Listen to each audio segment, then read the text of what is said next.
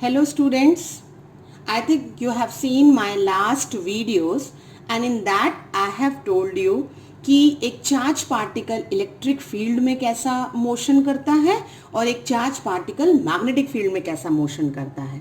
जब हमने magnetic field में उसका मोशन स्टडी किया था तब हमने एक लास्ट उसमें एंगुलर फ्रीक्वेंसी और उसकी टाइम पीरियड और radius of the circular path निकाला था। उसी को बेस बनाते हुए हमने एक एक्सेलरेटर डिजाइन किया है, करेक्ट। तो एक एक्सेलरेटर जो मेनली पॉजिटिवली चार्ज पार्टिकल को एक्सेलरेट करने के काम आता है, that type of accelerator is known as cyclotron. देखिए मैं आपको यहाँ एक साइक्लोट्रॉन की पिक जो बनी है वो दिखाने की कोशिश कर रही हूँ क्योंकि ये डायग्राम बहुत इंपॉर्टेंट है, आपको बनाना चाहिए कॉपी में। इसमें हम स्ट्रॉन्ग नॉर्थ एंड साउथ से मैग्नेटिक फील्ड अप्लाई करते हैं पोल पीसेस से। इसमें दो डी शेप्ड डीज हैं, ठीक है। इन्हें मैं फिर से आपको एक बार बना के दिखाऊंगी। और ये जो सर्कुलर पाथ इसमें लाइंस आपको दिख रही हैं वो डीज में D1 D2 में आपका चार्ज पार्टिकल मूव करता है जब हम इसे एक हाई फ्रीक्वेंसी ऑसिलेटर से कनेक्ट करते हैं। तो यहाँ एक हमारे पास नया वर्ड आया ऑसिलेटर।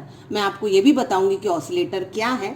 जब ये positively charge particle highly accelerate होते हैं तो देखिए यहाँ एक ओपनिंग है जहां से हम टारगेट पर हिट कर सकते हैं। तो जो एक्सेलरेटर है वो चार्ज पार्टिकल को एक्सेलरेट करता है सो दैट उसके पास लार्ज अमाउंट ऑफ एनर्जी हो जाए for carrying out so many nuclear reactions, ठीक है। तो इसे डिजाइन किया गया था कि ये लीनियर एक्सेलरेटर का क्या करे, सारे ड्रॉबैक को हटा सके।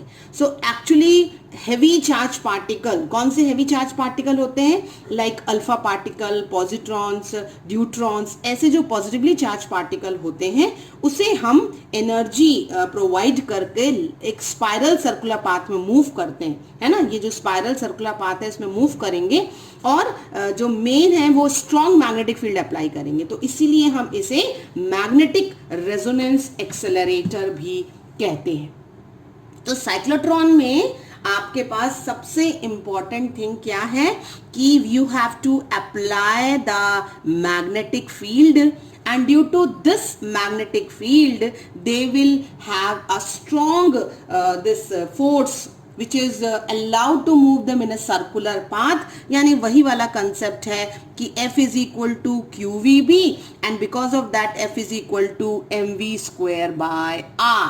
They are moving in a circular path। जब हम इन दोनों को इक्वेट करेंगे तब हमें radius, velocity, our time period, frequency and all the energy acquired by the charge particle हम साइक्लोट्रॉन में निकाल सकते हैं, ठीक है। तो सबसे पहले मैंने जो आपसे कहा मैं डिस्कस करूंगी कि इसका प्रिंसिपल क्या है, इसका कंस्ट्रक्शन क्या है और थ्योरी क्या है।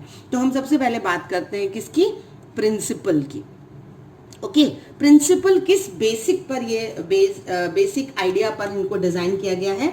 जो पॉजिटिव आयन्स होते हैं, ये बात हमेशा याद रखिए आप, पॉजिटिवली चार्ज पार्टिकल या पॉजिटिव आयन जो है जब वो एक ऑल्टरनेटिंग पीडी हम अप्लाई करते हैं, किसके, हम ऑसिलेटर जो दे रहे हैं उससे हमें ऑल्टरनेटिंग पीडी मिल रहा है, ठीक है। और जो हम स्ट्रॉन्ग मैग्नेट्स हमने लगा रखी है, आपको मैंने अभी जो डायग्राम दिखाया था उसमें था ना ऐसा नॉर्थ एंड साउथ, तो जो नॉर्थ एंड साउथ हमने स्ट्रॉन्ग मैग्नेट लगा रखी है, इससे हम मैग्नेटिक फील्ड प्रोवाइड करते हैं, ठीक है। और हम हाईली एक्सेलरेट करते हैं चार्ज पार्टिकल को। देखिए मैंने आपको डायग्राम में कहा था ना, इसमें दो डी शेप्ड डीज हैं।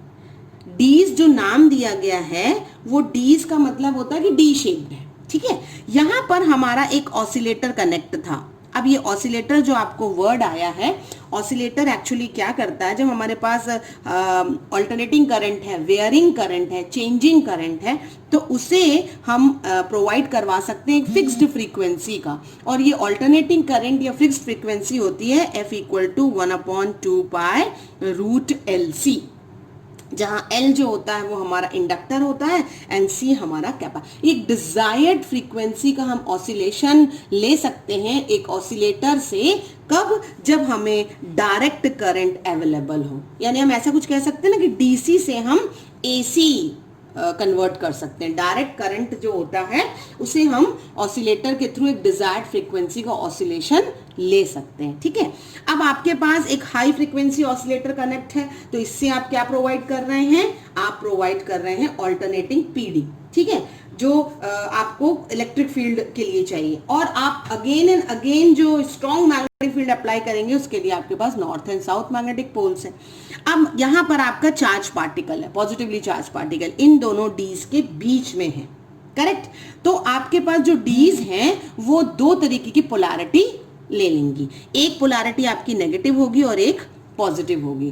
तो चार्ज पार्टिकल जब पॉजिटिव है तो वो किस तरफ अट्रैक्ट होगा, नेगेटिव की तरफ अट्रैक्ट होगा, और अट्रैक्ट होते ही वो इसके अंदर एंटर करेगा। तो चार्ज पार्टिकल ने एंटर किया, so definitely it will experience a force that is QVB, और एंटर करते ही QVB इसने तो जैसे ही फील करा ये क्या मूव करेगा, सर्कुलर पाथ मूव करेगा, क्योंकि वो तो हम पढ़ चुके हैं कि it will opt a circular path. और गैप के बीच में जैसे ही वापस आया तो ये polarity of the dees will changed, क्योंकि ऑल्टरनेटिंग है ना, आपका वेयरिंग करंट आ रहा है आपके पास, पोलैरिटी चेंज हुई तो नेगेटिव के कारण फिर ये सेकंड डी में एंटर करेगा, and likewise it will continue to get accelerated with the high energy or the speed. तो आई होप यहां तक आपको क्लियर हुआ होगा। सो साइक्लोट्रॉन की जो बेसिक मैंने आपको अभी फंक्शनिंग बताई है वो just to make you easy to understand, है ना। अगर हम बुकिश टर्म्स में पढ़ना चाहें तो साइक्लोट्रॉन की प्रिंसिपल क्या कहती है कि पॉजिटिव आयन जिसे भी हमें एक्सेलरेट करना है can acquire the large energy. कहां से एक्वायर करेगी, by applying the smaller PD, by making it cross with the same electric field, जो हमने उसमें हाई फ्रीक्वेंसी ऑसिलेटर लगा रखा है, and again by making use of strong magnetic field. मतलब दोनों ही इलेक्ट्रिक एंड मैग्नेटिक फील्ड का हम यूज कर सकते हैं। तो this is the basic principle on which this accelerator was designed कि positive ion can acquire sufficiently large energy with comparatively smaller PD by making it to cross the same electric field time and again by making use of strong magnetic field. Correct? And what was its basic construction? देखिए मैंने अभी जैसा आपको वो draw करके बताया था, एक रफ आइडिया दिया था।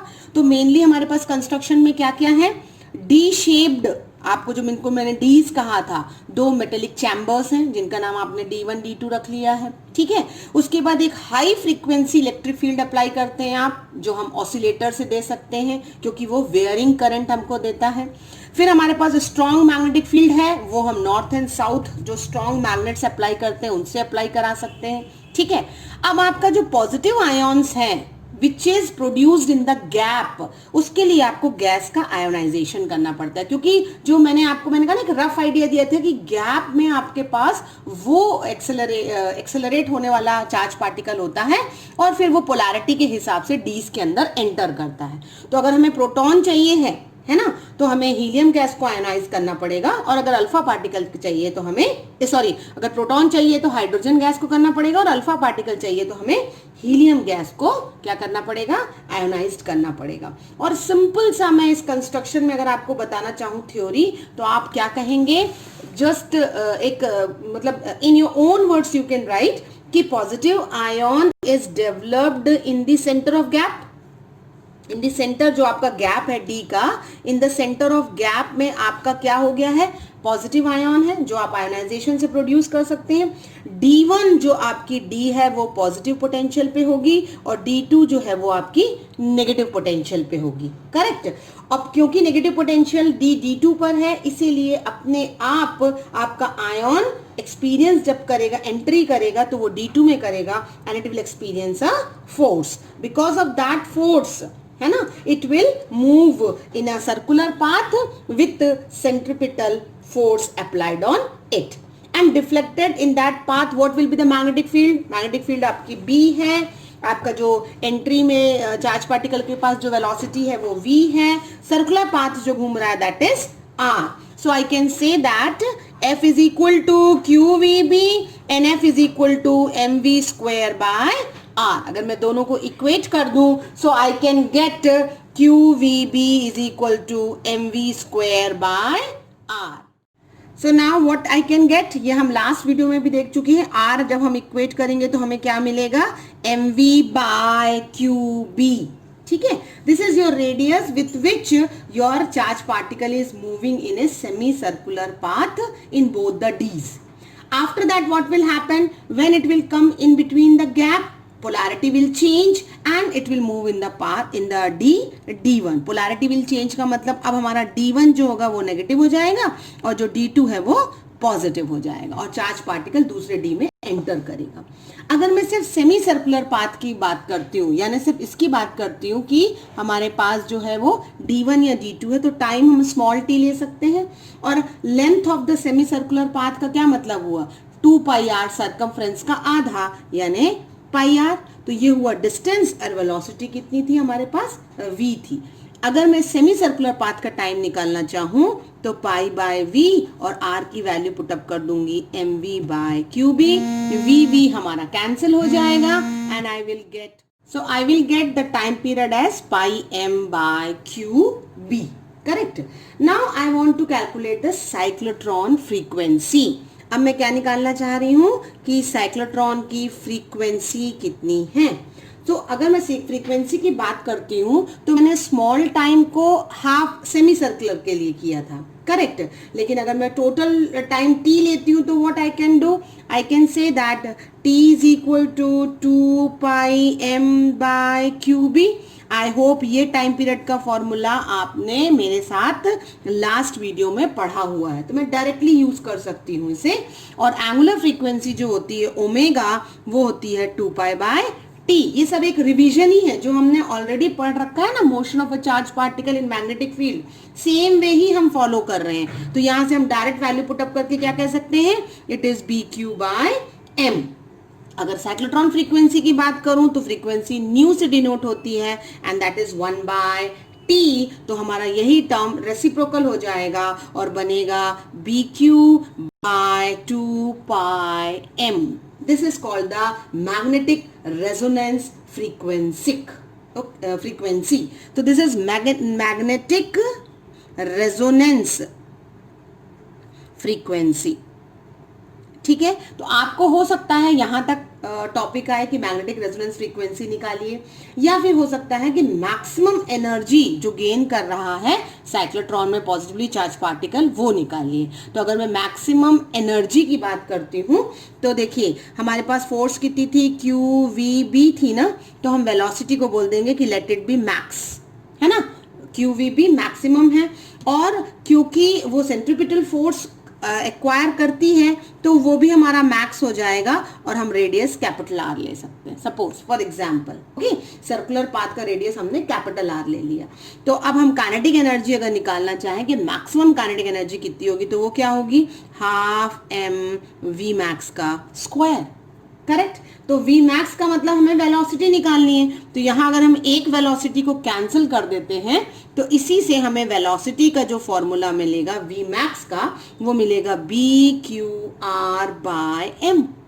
करेक्ट. सिर्फ क्रॉस मल्टीप्लाई किया, नथिंग एल्स. उसके बाद आप यहां से पुटअप कर दीजिए तो आपको मिलता है कि maximum energy that will be half B square Q square R square by M. This will be the maximum energy acquired by the positive ion in your accelerator. Correct? So this is how your cyclotron is completed. Thank you.